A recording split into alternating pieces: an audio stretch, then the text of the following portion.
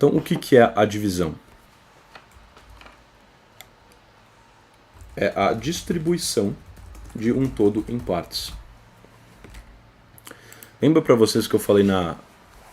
eu falei para vocês na aula de ontem sobre uma das principais motivações do Aristóteles ter sido classificar as coisas, né? Então, o que distingue um animal de outro, por exemplo?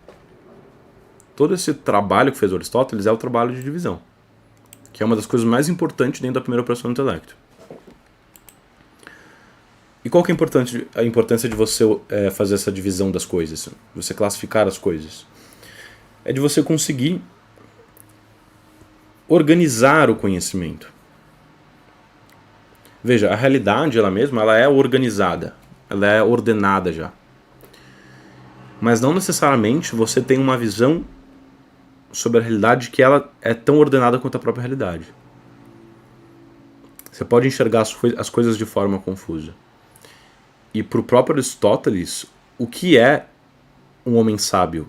O homem sábio é o homem que tem um conhecimento ordenado. Tem uma frase do Aristóteles que ele diz que o sábio é aquele que é capaz de ordenar. E aí, é claro, já está patente como ele está pressupondo que um sábio entende de lógica. Porque a única forma de você organizar bem as coisas é mediante a lógica. Essa organização que você vai ter na sua cabeça acerca da realidade vai ser a responsável por você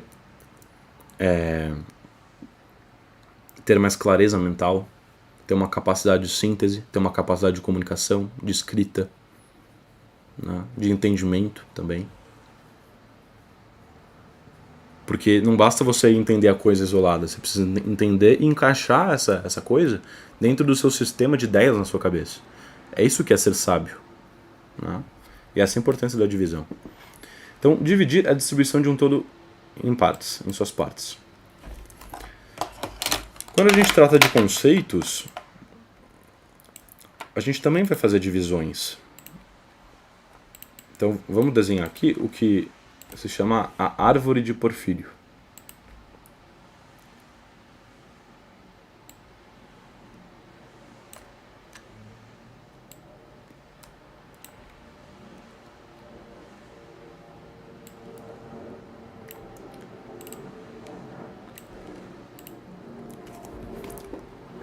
Então, se você olha, por exemplo,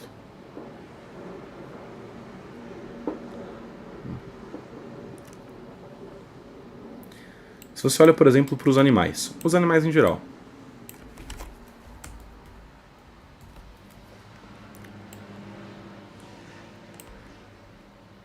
O animal, você concorda que o animal tem algo em comum com o vegetal?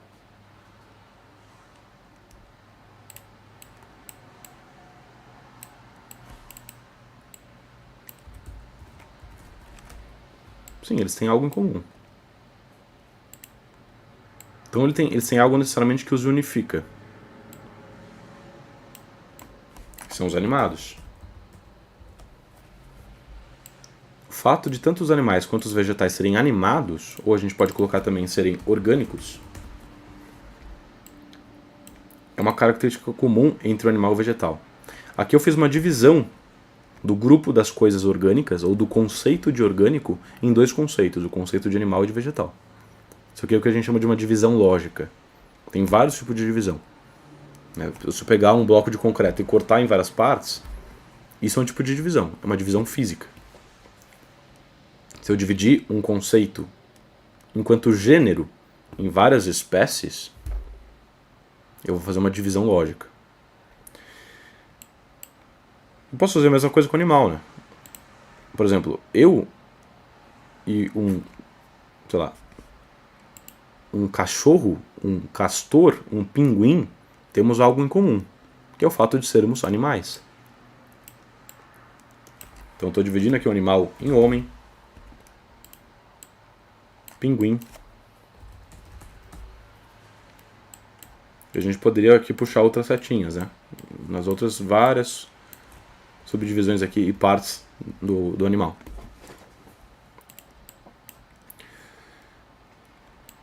O Aristóteles, ele construía, e os lógicos, né, medievais, eles iam organizando toda a realidade segundo essa forma aqui. Você vai criando diversas subdivisões aqui e tal. Isso vai te proporcionando uma clareza da realidade. Tá?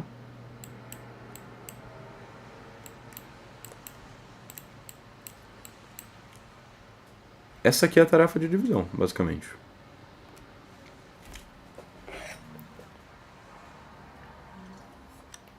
E aí nós vamos ter regras que ditam o que é uma boa divisão, o que é uma má divisão.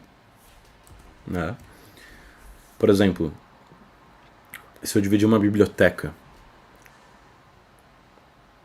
em vários setores. Esse é o setor aqui de livros brancos, este é o setor de livros amarelos, esse é o setor de livros vermelhos, e esse é o setor de livros do Edgar Allan Poe. Isso parece uma divisão adequada para vocês? Não é. Por quê? Porque o critério da divisão mudou. Toda divisão tem 3 coisas que a gente chama. Uma base. Vamos colocar primeiro um todo.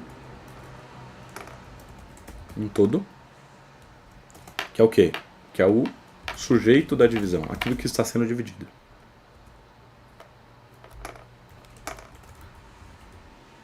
Várias partes, tá? Pelo menos 2 partes. O todo não pode ter só uma parte, senão não é parte, é todo, não. Então, pelo menos 2 partes, que vão ser, né, o predicado ali dessa divisão. E uma base. Isso é muito importante também. Que é a razão da divisão. É o critério pelo qual se divide as coisas.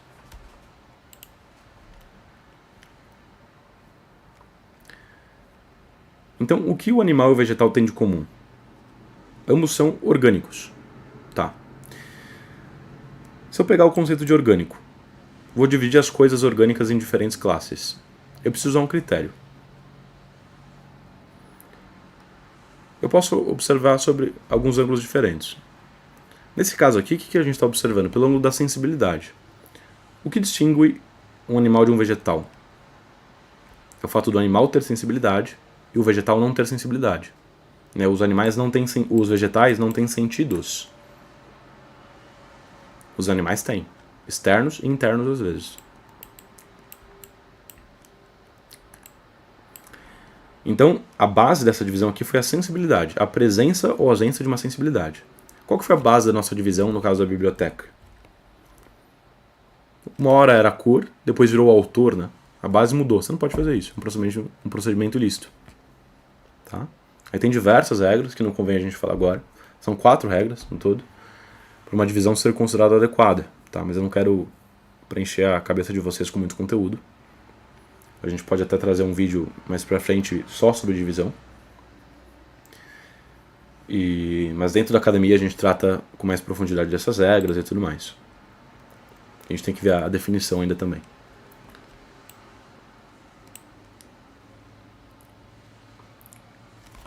Deixa eu ver se vocês mandaram alguma dúvida aqui.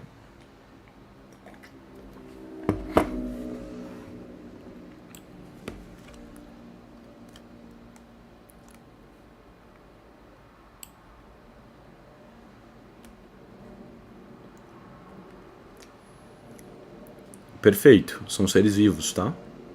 A semelhança entre os vegetais e os animais é o fato de serem seres vivos, né? Aí entra uma coisa que a gente chama, aqui eu vou só introduzir mesmo para vocês terem uma ideia, tá, pessoal? Que é a essência genérica e a essência específica.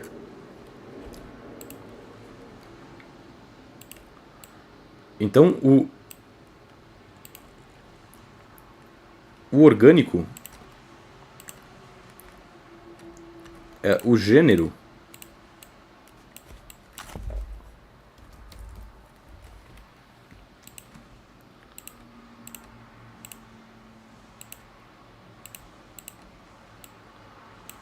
é o gênero do animal e do vegetal. O animal e o vegetal são espécies do gênero orgânico.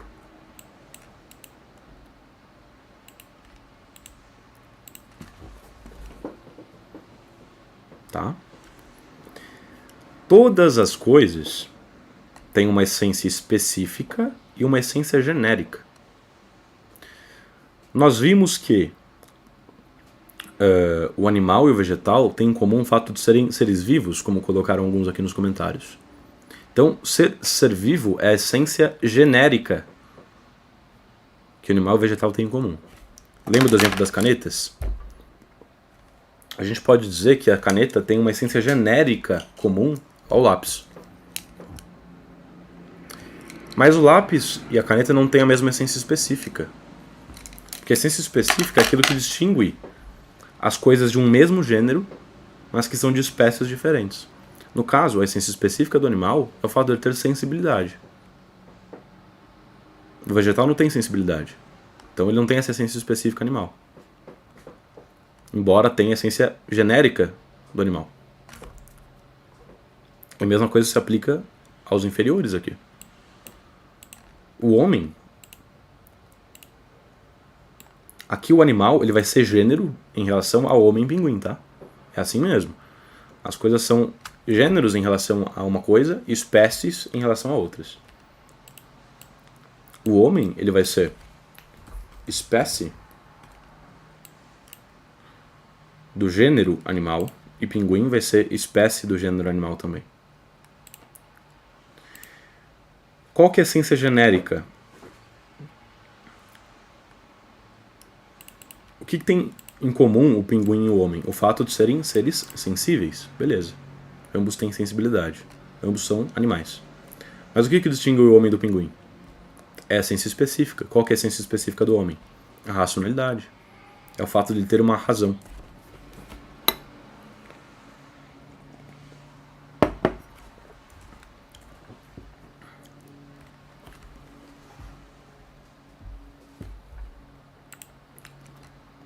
É o fato dele poder, inclusive, fazer esse exercício que a gente está fazendo agora, de identificar a essência das coisas. Por quê?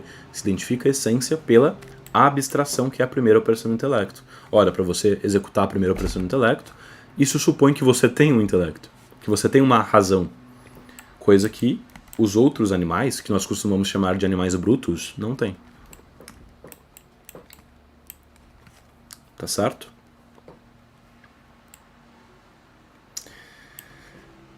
Basicamente isso aqui é a divisão. Vocês têm alguma pergunta? Podem mandar. Referente aqui ao tema da aula, tá?